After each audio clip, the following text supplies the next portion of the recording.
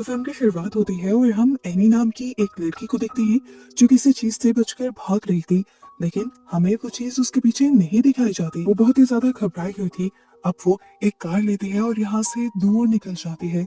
बार बार वो मुड़ मुड़ कर पीछे देख रही थी, जैसे ये देखने की कोशिश कर रही हो कि वो चीज अभी भी उसके पीछे है या नहीं। शाम ढलकर रात हो जाती है और घबराई हुई एनी अब बेंच पर आकर बैठ जाती है। इस टाइम एनी रो रही थी और उसके बिहेवियर से साफ पता चल रहा था कि वो डरी हुई है। वो अपने मॉम डैड को कॉल करती है और उन्हें बताती है, मॉम डैड, मैं आपसे बहुत ज्यादा प्यार करती हूँ। कभी मैंने आपको कोई दुख दिया हो तो मुझे माफ कर देना। ये कहकर उसने फोन बंद कर दिया था, जिसके बाद अगले सीन में हमें उसकी डेड बॉडी दिखाई गई। इसी बीच पर उसने सुसाइड नहीं किया था। उसकी डेड बॉडी को देखकर साफ पता चल रहा था कि किसी ने उसका मर्डर किया है। जिसके बाद सीन कट होकर हमें जे और उसके दोस्तों को दिखाया जाता है। ये लोग आज काफी एक्साइटेड थे क्योंकि फाइनली जे ने अब शादी करने का फैसला कर लिया था और इसीलिए वो एक लड़के से मिलने के लिए जा रही थी। ये पहली बार था जब वो दोनों मिल रहे थे। ये एक्सपेक्ट कर रही थी कि वो लड़का उससे अच्छी अच्छी बातें करेगा, लेकिन वो लड़का काफी अजीब था। वो बार बार जे से यही सवाल करता रहता है, क्या पीछे तुम्हें कोई लड़की खड़ी हुई दिखाई दे रही है जो मुझे घूर रही हो। जे ने उसके कहने पर कई बार पीछे मुड़कर देखा था, लेकिन वहाँ कोई नहीं था, जिससे जे को लगा कि जरूर इस लड़के की दिमागी हालत ठीक नहीं है। खैर वो लड़का जे को अचानक से मूवी थिएटर से लेकर यहाँ से निकल जाता है। जे उससे कई मर्तबा सवाल भी करती है, क्या तुम्हारे साथ कोई प्रॉब्लम है, तुम किसी से बच रहे हो क्या। लेकिन ये लड़का उसे कोई जवाब नहीं देता। इस सब के बावजूद जे उस लड़के के कहने पर उससे दोबारा भी मिलती है। इस मर्तबा ये दोनों बीच पर जाते हैं। वो लड़का जे से काफी बातें करता है और उसके बाद जे को बहला फुसला कर कार में उसके करीब भी आ जाता है। और फिर सीन यहीं से कट होकर हमें अगले सीन में जे को किडनैप हुआ दिखाया जाता है। एक सुनसान बिल्डिंग में उसे बांध कर रखा गया था। उसे जब होश आया तो ये देखकर वो परेशान हो गई कि उसे किडनैप करने वाला कोई और नहीं बल्कि वही लड़का था। जे बहुत ज्यादा परेशान हो जाती है और उसे पूछती है, तुम ऐसा क्यों कर रहे हो, क्या तुम मुझे मारना चाहते हो। तुम्हें जितने भी पैसे चाहिए मैं तुम्हें दूंगी, मुझसे ले लेना, लेकिन प्लीज इस टाइम के लिए मुझे छोड़ दो। पर वो लड़का कहता है, मुझे पैसों की जरूरत नहीं है, मैंने तुम्हें किडनैप किया तुम्हें वार्न करने के लिए। अगर मैं तुम्हें सारी सिचुएशन सारी बातें उसी टाइम बता देता तो तुम मेरी बात पर यकीन न करती। जे पूछती है, ऐसी भी क्या बात है जिसे बताने के लिए तुम्हें मुझे किडनैप करना पड़ा। तो वो लड़का बताता है कि कई दिनों से मुझे एक एंटिटी नजर आ रही है, लगभग तब से जब से मैं एक अनजान लड़की के करीब आया था। ये एंटिटी हर वक्त मेरा पीछा करती रहती है, मुझे डराती है, मुझे मारने की कोशिश करती है। फिर मुझे पता चला असल में ये एंटिटी एक कर्ज था, एक श्राप जो मुझे उस लड़की के करीब आने पर मिला और अब मैंने वही श्राप तुम्हारे ऊपर डाल दिया है, तुम्हारे करीब आकर। अब ये एंटिटी मेरे बजाय तुम्हें दिखा करेगी, तुम्हें मारने की कोशिश करेगी और अगर वो तुम्हें मारने में कामयाब हो गई तो वो दोबारा मेरे पीछे पड़ जाएगी। ध्यान रखना, कोशिश करना कि तुम मर ना पाओ और हाँ, ऐसी किसी जगह पर मत जाना जहाँ के दो एग्जिट हो, जहाँ से निकलने के दो रास्ते हो।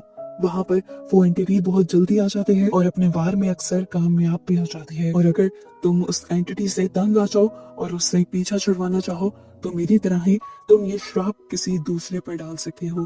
पहले तो जे को उसकी बातें अजीब मजाक लग रही थी, लेकिन फिर सच में जे को इसे बिल्डिंग पर वो एंटिटी नजर आने लगी थी, इसे भयानक इंसान के रूप में। वो बहुत ज्यादा डर जाती है और अब वो लड़का उसे उसके घर के बाहर फेंक आता है। उसके काफी टाइम घर न आने की वजह से पहले ही उसके दोस्तों ने पुलिस में कंप्लेन कर दी थी और अब जिस हाल में वो आई थी ये लोग बहुत ज्यादा परेशान हो गए थे।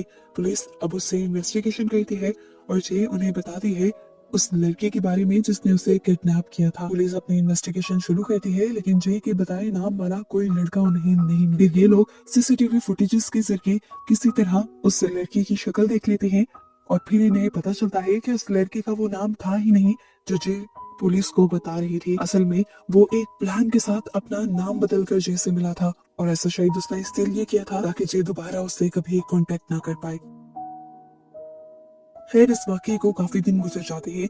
इस दौरान जे अपने दोस्तों के साथ रहती है तो उसे वो एंटिटी नहीं नजर आती। जे अपनी रूटीन की लाइफ दोबारा स्टार्ट कर देती है और जब वो कॉलेज में होती है और सबका ध्यान अपने लेक्चर पर होता है तभी उसे कॉलेज की विंडो के बाहर से एक बूढ़ी औरत तेजी से अपने करीब आती दिखाई देती है। वो बहुत ज्यादा डर गई थी।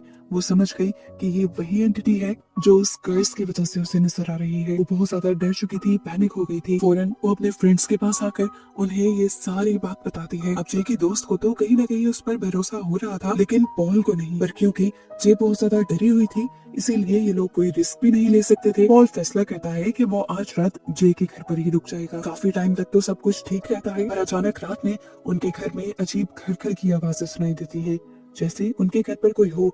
पॉल वहां पर चेक करने के लिए जाता है तो जे उसी टाइम लॉन्च में ही बैठी रहती है, जब उसे दूर से आती भीगी हुई एक लड़की दिखाई देती है। वो समझ गई ये वही एंटिटी है जो बाहर बाहर अपना रूप बदल कर उसे दिख रही थी। इस मर्तबा वो एक खूबसूरत लड़की की शक्ल में आई थी, पर चलने का अंदाज उसका अभी भी भयानक था। जे डरने लगी, चिल्लाने लगी, उससे बचकर वहां से भागने लगी। सीढ़ियों पर चढ़ते हुए उसके कदम भी लड़खड़ा रहे थे। जैसे तैसे कर कर गिरती पड़ती चीजें गिराती वो ऊपर पहुंच जाती है, और उसकी आवाजें सुनकर पॉल और उसकी बहन भी उसके कमरे तक आते हैं। वो कमरे में जाकर एक दीवार के साथ लग जाते हैं। अभी भी वो जोर से चिल्ला रही थी। यहाँ पर पॉल और उसकी बहन किसी को नहीं देख पा रहे थे, लेकिन जे को वो एंटिटी अभी भी नजर आ रही थी, जिसने दोबारा से अपना रूप बदल लिया था। और वो उन दोनों के पीछे एक बहुत लंबे आदमी की शक्ल में अब इनके पीछे आ चुकी थी।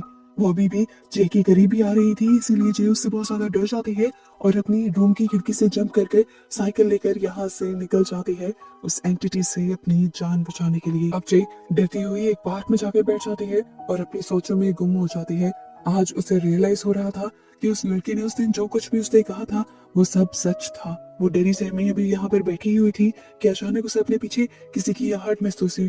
डरकर उसने पीछे देखा तो ये उसके दोस्त और उसकी बहन थी। वो उसे यहाँ पर देखने के लिए आए थे। जी जल्दी से उनके करीब चली जाती है और उन्हें सारी बात बताने की कोशिश करती है। पहले पॉल को और उसके दोस्तों को उसकी जिन बातों पर यकीन नहीं आ रहा था, अब उसकी हालत देखकर वो उस पर यकीन करने पर मजबूर हो गए थे। अभी वो ये सब बात ही कर रही थी कि अचानक वो दोबारा से डरने लगी। एकदम से वो स्टैचू बन गई, क्योंकि सामने से अब उसे कोई और आता दिखाई दे रहा था। उसे लगा कि ये अब एक लड़के की शक्ल में वही एंटिटी है, लेकिन अब वो लड़का सबको नजर आ रहा था। इसका मतलब ये वो एंटिटी नहीं थी, असल में ये जे का नेबर था। वो जे का क्लास फेलो भी था, और क्लास में और घर में वो काफी टाइम से जे को इसी तरह पैनिक और डरा सहमान नोटिस कर रहा था। वो इन लोगों से इनकी प्रॉब्लम पूछता है और कहता है, क्या मैं आप लोगों की कोई मदद कर सकता हूँ? जे और उसके दोस्त इस लड़की को सब कुछ बता देते हैं, तो वो लड़का इन्हें कहता है, इस प्रॉब्लम से निकलने के लिए हमें उसी लड़के के घर जाना होगा जिस लड़की की वजह से ये प्रॉब्लम स्टार्ट हुई थी। उसकी बात मानते हुए ये लोग उस लड़के के घर तो चले जाते हैं, पर पता चलता है कि वो लड़का तो कब से ये घर खाली कर कर जा चुका है। ये लोग अब उसके घर की तलाशी लेते हैं, जहाँ पर उन्हें उस लड़के की बस एक तस्वीर मिलती है, जिससे उन्हें उसके स्कूल का पता चल जाता है। अब ये लोग उसके स्कूल जाते हैं और उस लड़के की इंफॉर्मेशन निकाल लेते हैं और फिर उस तक पहुंच भी जाते हैं। ये लोग असल में उस एंटिटी और कर्स के बारे में सब कुछ जानना चाहती थी। वो लड़का अब इनके साथ बैठता है, कोऑपरेट करता है और इन्हें बताता है कि ये सब उसके साथ तब शुरू हुआ था जब वो एक लड़की से मिला था। वो काफी टाइम तक इस एंटिटी के डर में रहा, जिसकी वजह से उसके दिन रात का सुकून चला गया, उसकी लाइफ खराब हो गई, उसकी जॉब चली गई। पहले तो उसने भी यही फैसला किया था कि वो अपनी वजह से किसी को नुकसान नहीं पहुंचाएगा, ये कर्ज किसी दूसरे पर नहीं डालेगा। लेकिन फिर एक दिन वो इतना मजबूर हो गया कि उसे वो सब करना पड़ा। फिर ही वो प्लान बनाते हुए जे से मिला था। अब वो इन लोगों को बताता है कि अगर जे भी इस सारी चीज से छुटकारा पाना चाहते हैं तो उसे भी किसी के करीब जाना होगा। अब इन्हें कुछ समझ नहीं आता कि इन्हें क्या करना चाहिए। ये लोग अब चुपचाप अपने घर वापस आ जाते हैं। जे का मूड ठीक करने के लिए ये लोग उसे एक बीच पर ले आते हैं और साथ में यहाँ बैठकर ये फैसला करते हैं कि वो पुलिस या किसी शेमन को इन्वॉल्व करके इस सब का सोल्यूशन ढूंढेंगे। वो सब लोग अभी बात ही कर रहे थे कि अचानक वहां पर जे को दोबारा से वो एंटिटी नजर आने लगती है, जो इस वक्त एक खूबसूरत लड़की की शक्ल में थी। इससे पहले कि जे यहाँ पर कुछ कर पाती, वो लड़की उसे बालों से पकड़ लेती है। उसके ऊपर की तरफ खिंचे हुए बाल जे के सारे दोस्त भी नोटिस कर पाते हैं। पॉल फील करता है कि अगर उस लड़की का या उस एंटिटी का हाथ इतना ऊपर है तो वो वहीं करीब ही खड़ी होगी। हालांकि वो पॉल को नजर भी नहीं आ रही थी, पर पॉल ने अंदाजे से जे को बचाने के लिए यहाँ पर एक चेयर उठाकर उस एंटिटी के ऊपर वार किया, जिससे उस एंटिटी को इतना गुस्सा आया कि उसने पॉल को उठाकर वहीं दूर पानी में फेंक दिया। ये सब लोग अब घबरा चुके थे। पॉल को फेंकने की वजह से उसने कुछ देर के लिए जे को भी छोड़ दिया था। अब ये सब अपने आप को बचाने के लिए यहाँ से भागते हुए एक रूम के अंदर चले जाते हैं और अपने आप को लॉक कर लेते हैं। लेकिन कोई इस रूम का दरवाजा तोड़ने लगता है। नीचे देखने को मिला ये उनका नेबर था जो इन्हें कह रहा था बाहर तो कोई भी नहीं। इससे पहले कि ये लोग बाहर आ जाते, वही लड़का एक छोटे बच्चे का रूप ले लेता है, जिससे पता चलता है कि वो भी एक एंटिटी ही था। और तेजी से वो बच्चा इनके ऊपर हमला करने के लिए आता है। उस बच्चे से बचने के लिए ये लोग उस कमरे का दरवाजा खोलकर वहां से निकल जाते हैं। जे जो सबसे ज्यादा डरी हुई थी, गाड़ी में बैठकर फौरन गाड़ी चलाना शुरू कर देते हैं और पीछे से वो लोग तेजी से भागते हैं और जे को रोकने की कोशिश करते हैं। जबकि पीछे से हमें दिखाया जाता है कि वो एंटिटी आहिस्ता आहिस्ता चलते हुए अभी भी उन सब के पीछे ही आ रही थी। यहाँ हमें मालूम होता है कि इस एंटिटी की एक कमजोरी है, वो तेज नहीं चल सकती, इसीलिए वो हमेशा अपने शिकार के पास देर से पहुंचते हैं। इधर जे के दोस्त भी जे को रोकने की कोशिश करते हैं, पर जे की दिमागी हालत ऐसी थी कि वो किसी को सुन नहीं पा रही थी। इसी सब की वजह से उसका ध्यान ड्राइविंग से भी हट जाता है। उसकी गाड़ी एक दूसरी गाड़ी से टकराने ही वाली होती है, पर वो उसे बचाने के लिए अपनी गाड़ी को मोड़ देती है और उसकी गाड़ी का फील्ड्स में क्रैश होकर एक्सीडेंट हो जाता है। जिसके बाद हमें जे को हॉस्पिटल में एडमिट दिखाया जाता है। हॉस्पिटल में जे अभी भी बहुत ज्यादा परेशान थी। उसका नेबर जे की यह हालत देख नहीं पाता और वो जे से कहता है कि मैं तुम्हारी मदद करना चाहता हूँ, तुम अपना ये सारा कर्ज मुझे दे दो। जे जो सब चीजों से तंग आ चुकी थी, पहले वो हाँ कर देती है और जब वो अपना कर्ज उस लड़के को दे देती है उसके करीब आकर, तब जे को रिग्रेट होने लगता है। उसे बुरा लगता है कि उसने अपनी वजह से किसी दूसरे की जान को मुश्किल में डाल दिया, पर वो लड़का उसे यकीन दिलवाता है कि मुझे कुछ नहीं होगा जे। उसकी सच्चाई की वजह से जे को अब वो लड़का अच्छा लगने लगा था। एक दो दिन गुजर जाते हैं और जे अब उस लड़के से पूछती है क्या तुम्हें वो एंटिटी नजर आ रही है। तब वो लड़का कहता है नहीं, मुझे अभी तक वो एंटिटी नहीं नजर आई। खैर, जे का ट्रीटमेंट भी पूरा हो जाता है और वो अपने घर वापस आ जाती है। एक दिन वो विंडो में बैठी हुई अपने नेबर के घर को देख ही रही थी और उन सारी चीजों के बारे में सोच ही रही थी कि अचानक उसे घर के बाहर कोई अजीब सा इंसान चलता हुआ दिखाई दिया। उसने देखा कि ये उसका नेबर ही था, लेकिन उसकी चाल चलन बहुत ज्यादा अजीब थी। वो फौरन समझ गई ये जरूर वही एंटिटी है जो किसी वजह से उसे भी नजर आ रही है। वो एंटिटी अब दरवाजे पर नॉक करना शुरू कर देती है और जे उसे रोकने की कोशिश करती है। जे अपने नेबर को कॉल कर बताना चाहती थी कि तुम उस एंटिटी के लिए दरवाजा मत खोलना, लेकिन इतने में वो एंटिटी उसके घर की विंडो तोड़ते हुए घर के अंदर चली गई और यहाँ जे का उस लड़के ने फोन भी नहीं उठाया। तो जे अब उस लड़के को बचाने के लिए फौरन उसके घर के पास गई। उसने दरवाजा नॉक किया, लेकिन अभी भी किसी ने दरवाजा नहीं खोला। तो वो भी उसी एंटिटी के तोड़े हुए विंडो से अंदर चली गई। उसने अपने नेबर के रूम के करीब जाकर देखा कि वो एंटिटी अब उसकी मॉम का रूप ले चुकी थी। जे ने उसे कहा खबरदार खबरदार, जो तुमने अंदर जाने की कोशिश की। पर ये एंटिटी उसकी कहाँ सुनने वाली थी। वो तो लगातार उस लड़के के कमरे का दरवाजा नॉक कर रही थी। इधर जे अब जोर जोर से चिल्ला भी रही थी, अपने नेबर को बताने की कोशिश भी कर रही थी कि दरवाजा मत खोलना, दरवाजा मत खोलना। पर वो लड़का दरवाजा खोल देता है और एकदम से वो एंटिटी उसके ऊपर हमला कर उसे मार देती है। और जे ये सब कुछ अपनी आंखों से देखकर बुरी तरह टूट जाते हैं। उसके नेबर की मौत उसकी वजह से हुई थी। उस लड़के ने तो अचानक में जे की जान बचाने की कोशिश की और बदले में उसे क्या मिला, मौत। जे इस सदमे से टूट गई थी। वो गाड़ी चलाकर अपने घर से दूर चली जाती है। अब उसे डर ये भी लग रहा था कि उसका नेबर तो मर चुका है, तो एंटिटी जरूर दोबारा उसके पीछे पड़ जाएगी। इसी डर में वो पूरी रात अपने घर के बाहर सड़क पर ही सोती है और सुबह होते ही अपनी गाड़ी को बीच पर ले जाती है। वहाँ बीच पर उसे एंजॉय करते हुए तीन लड़के नजर आते हैं। एक मर्तबा को उसे ख्याल आता है कि क्यों ना वो अपना कर्ज इन लड़कों को दे दे, लेकिन फिर उसे समझ आ जाती है कि ऐसा करना जुर्म है। वो अब अपने घर वापस आ गई थी। उसने अपना कमरा लॉक कर लिया था और अब वो कमरा किसी के बुलाने पर भी नहीं खोल रही थी। पॉल जो उसका दोस्त था, जबरदस्ती उससे रूम खुलवाता है और उससे बात करने की कोशिश करता है। जे उसे सब बता देती है कि किस तरह उस लड़की की भी मौत उसकी वजह से हुई है और अब वो इस जिंदगी से छुटकारा पाना चाहते हैं। पर पॉल जो उसका बचपन का दोस्त था, उसके मुंह से ऐसी बातें सुनकर वो भी टूट जाता है और इमोशनल होकर उससे कहता है तुम ऐसा कुछ नहीं करोगी, मैं तुम्हारा कर्ज अपने ऊपर ले लूंगा। पर जे ऐसे होने देना नहीं चाहती थी। वो पॉल की जान को खतरे में नहीं डाल सकती थी। इसीलिए अब जे पॉल से कहते हैं हम उस एंटिटी को मारेंगे, उसे उसकी दुनिया में पहुंचा देंगे ताकि आइंदा के बाद कोई उस एंटिटी का शिकार न हो। वो एक प्लान बनाती है और फिर अपने दोस्तों और अपनी बहन के साथ स्कूल में चली जाती है। वहां पर स्विमिंग कोर्ट के अंदर इन्होंने उस एंटिटी को पकड़ने का प्लान बनाया हुआ था।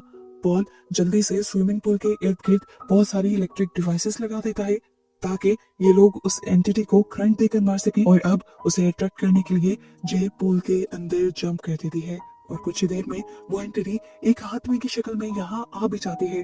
अब क्योंकि वो एक एंटिटी थी तो इनकी बातें सुनना समझना और इनका दिमाग पढ़ लेना तो उसके लिए एक आम सी बात थी। वो उनका प्लान समझ जाती है और अब उन्हीं की डिवाइसेस पहले उठा उठा कर पानी में फेंकने लगती है।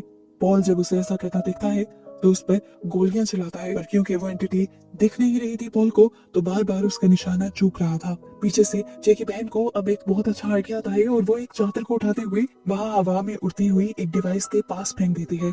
असल में हवा में डिवाइस इसीलिए उड़ रही थी क्योंकि वो उस एंटिटी ने पकड़ी हुई थी और उस कपड़े के उस एंटिटी पर डलने की वजह से इन्हें वो एंटिटी नजर आने लगी थी।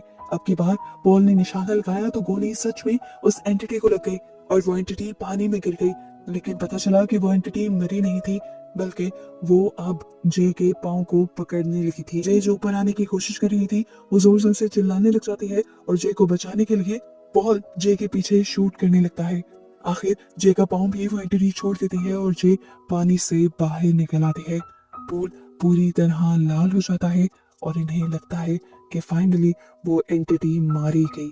ये लोग वहां से वापस आ जाते हैं और हमें कुछ दिन बाद का सीन दिखाया जाता है। उस दिन के बाद से पॉल जे के पास ही रहता है क्योंकि जे बहुत ज्यादा डर कर रहने लगी है। काफी टाइम हो गया है पॉल को वो एंटिटी नजर नहीं आई क्योंकि पॉल जे के करीब भी चला गया था ताकि अगर वो एंटिटी ना भी मरी हो तो वो जो भी नुकसान पहुंचाए वो पॉल को ही पहुंचाए। पर अभी तक पॉल ठीक था। मूवी के पोस्ट क्रेडिट सीन में हम पॉल और जे को वॉक करते हुए देखते हैं और उनके पीछे एक साया भी देखते हैं। जिस साये को दिखाते हुए यहाँ मूवी की एंड में बहुत सारे सवाल पैदा हो जाते हैं कि क्या वो एंटिटी नहीं मरी थी और क्या अब वो जे और पॉल को नुकसान पहुंचाएगी। इसी सारी मिस्ट्री के साथ ये मूवी यहाँ पर खत्म हो जाती है।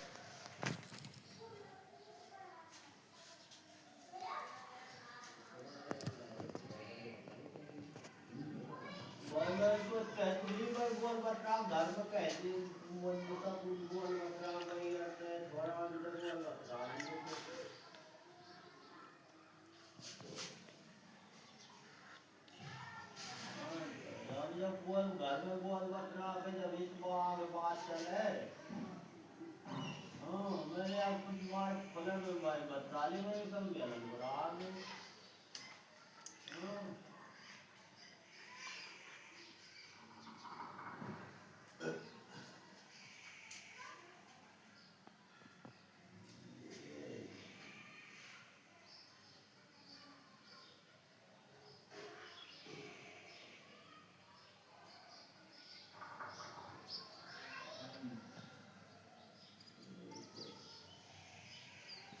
अब हमें जब जिन बात हम गलन जब ना भाई अब इनको दूर रखना है।